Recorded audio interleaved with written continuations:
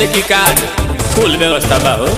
Parlour में जाइए duty बढ़ाइए लइकन से खर्चा हम करवाइए। बॉबी बनारस के पान भइलू, बॉबी बनारस के पान भइलू, कातना लइकन के जान भइलू, गोरी लागत कि अब के सियान भइलू, तो गोरी लागत कि अब के सियान भइलू।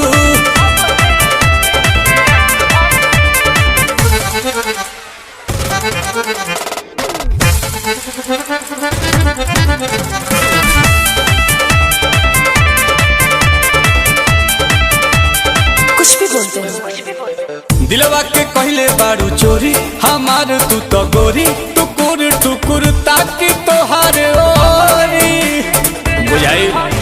लेकोमी के लिपस्टिक लगाइले, लोटस के फेशियल कराइले। एही से अजोरिया के चांद भइलू, एही से अजोरिया के चांद भइलू, कातना लइकन के जान भइलू, गोरी लागत कि अब के सियान भइलू। हाँ गोरी लागत कि अब के सियान भइलू।